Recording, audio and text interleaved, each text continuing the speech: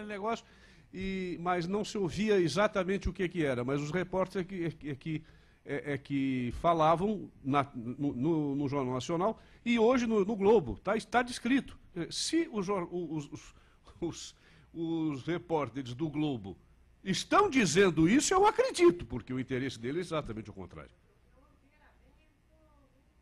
Não, também, sim, mas quando ele...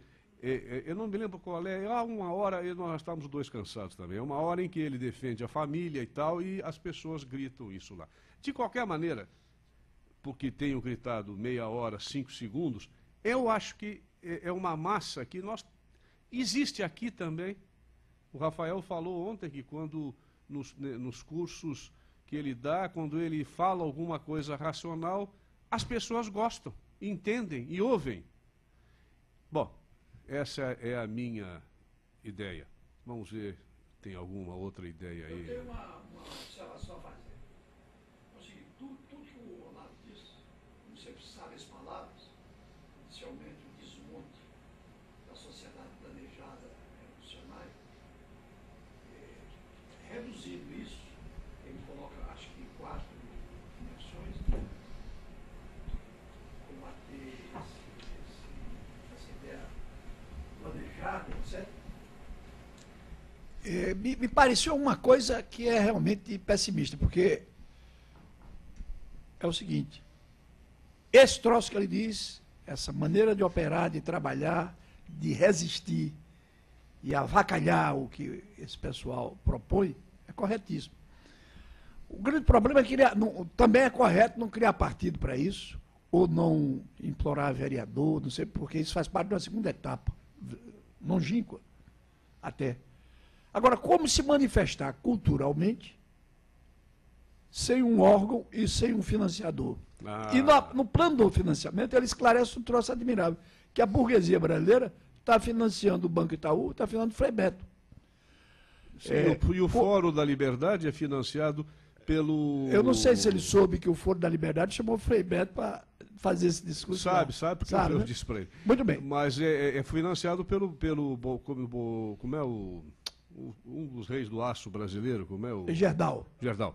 Muito bem. Então, na minha visão é o seguinte, cada um faz o que pode. Aliás, a minha filosofia nessas coisas é que faz melhor quem faz o que pode. Não adianta você querer atingir lá o nirvana quando o seu negócio é aqui mesmo. Então, faz melhor quem faz o que pode é o seguinte, a gente tem... Você veja, você citou o caso do site Mídia Sem Máscara, alguém me citou, de que é o segundo site político mais importante do que está aí na mídia eletrônica nacional. E, no entanto, não há um financiamento, não há sequer publicidade, não há nada. Então, é muito difícil.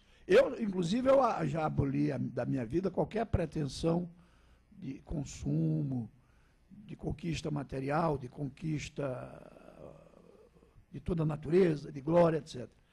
E trabalho nesse negócio humildemente. Leio muito, escrevo muito, e quando me dão chance de falar, eu falo.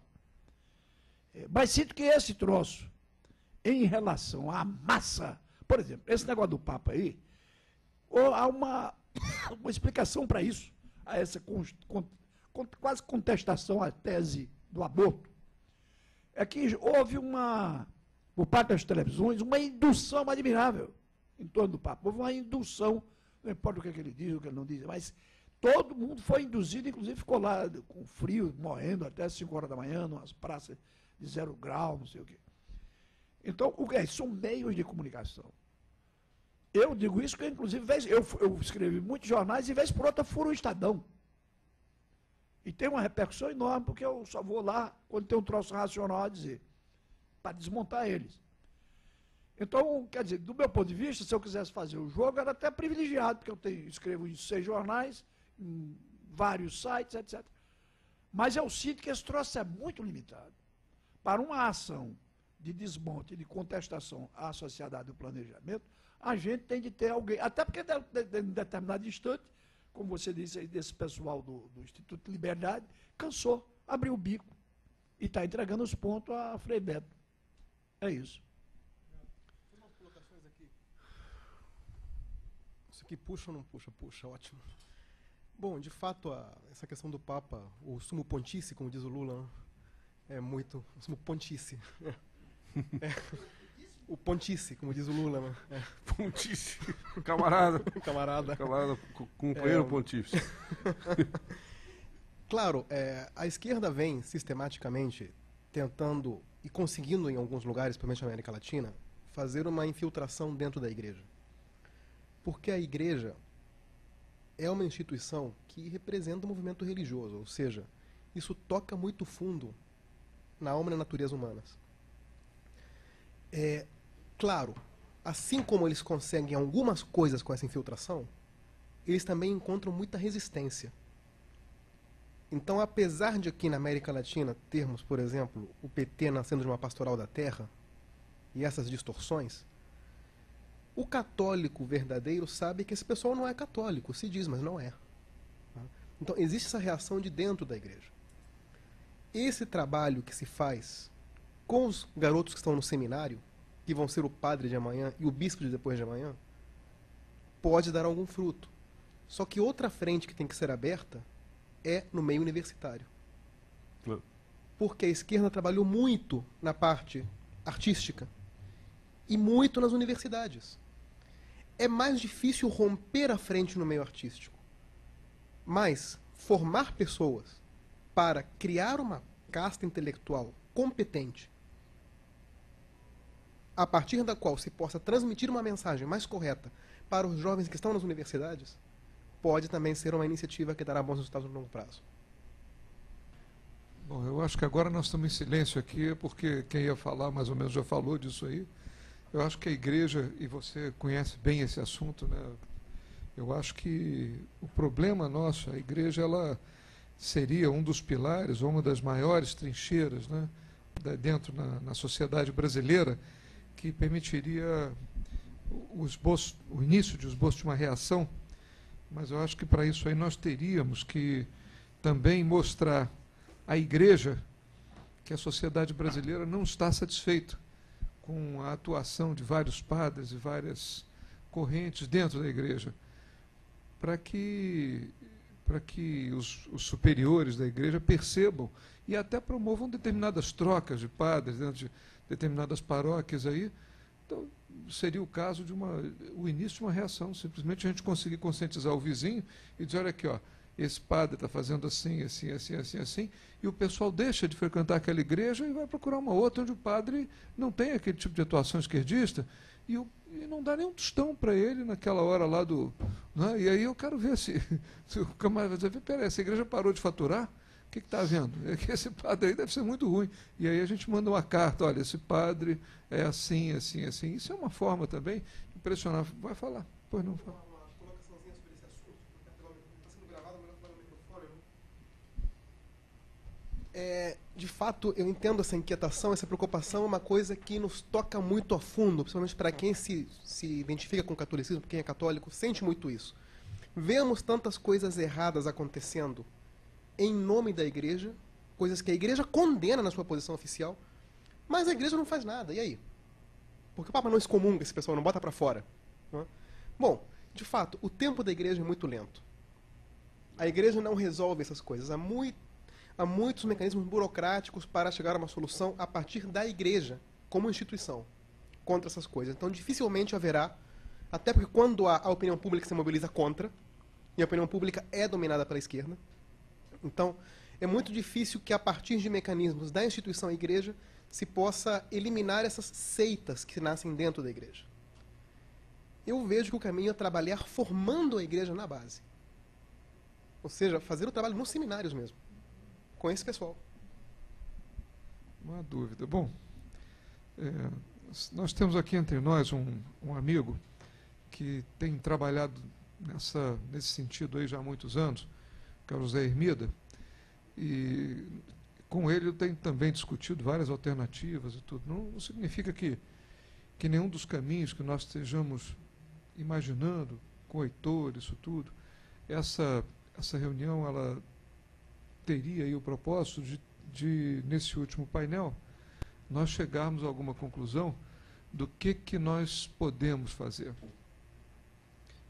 Na verdade, existem essas 4 recomendações do Olavo, algumas outras que nós acreditamos que possamos fazer, mas uma coisa nós temos que lembrar, é aquilo que o Olavo falou, e por acaso eu tinha dito, é que uma vez uma sociedade tenha se permitido ser violentada por gente dessa natureza e por filosofias, ou não chegam a ser filosofias, ideologias predatórias dessa natureza, é igual a um cristal quebrado. Dificilmente ela se remenda. Nós vamos ter que sair de uma posição de sofrimento, de dor, e reconstruir daí para frente. O que eu acho que também é importante a gente saber é que o pior de todas as nossas escolhas seria nós termos uma atuação como o Instituto da Liberdade, abrir o bico e entregar o ouro aos bandidos. Talvez seja uma solução mais fácil. No momento que a gente começar a espernear bastante aqui, né, de acordo com a mosca do Ipojuca, a gente começar a espernear muito, e se essa esperneada começar a fazer muita marola, eles são capazes de chegar para o Ipojuca e dizer: vem cá, Ipojuca, nós vamos abrir mais um ministério, porque eles gostam de abrir ministério, né, Ipojuca? Um atrás do outro. Para de reclamar, Ipojuca, tem mais um ministério aqui para você. Exatamente. Ele reclamou para caramba. Ele já tirou aquela acusação do site dele. Falou que foi enganado pela imprensa. Foi enganado. É uma vítima. Ele não sabe. Ele escreveu que o governo Lula é o governo mais corrupto da história do país. Vai lá no site dele agora. Não tem mais. Não tem nada.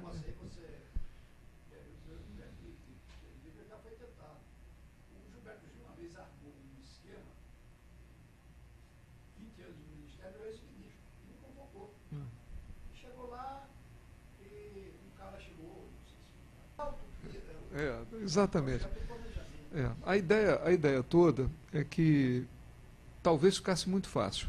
O Zé Ricardo, por exemplo, já foi candidato a prefeito da cidade dele, pelo PFL, mas como é um camarada correto e trabalhador, ele não ganhou.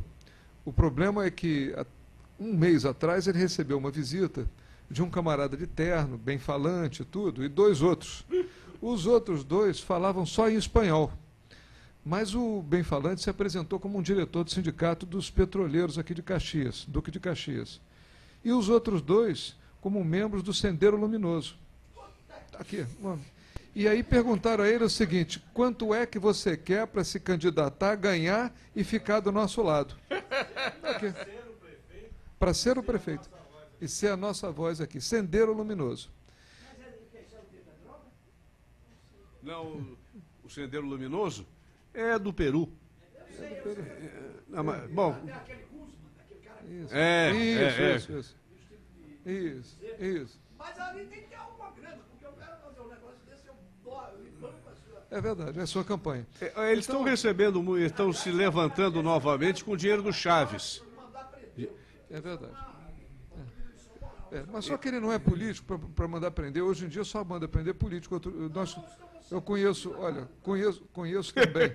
A coisa de 2 meses atrás aconteceu uma coisa maravilhosa.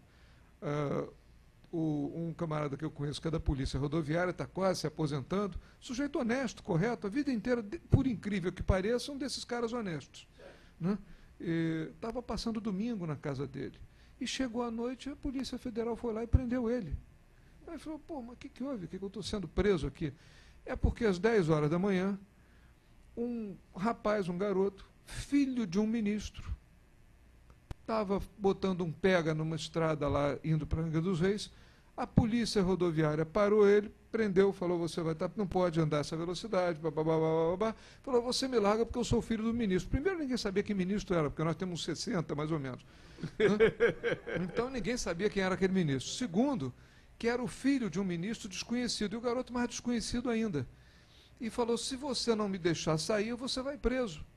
Bom, não foi preso aquele policial, foi preso o chefe dele que estava em casa passando o domingo. E o camarada foi preso aí. E pasmem, quem conseguiu liberar o camarada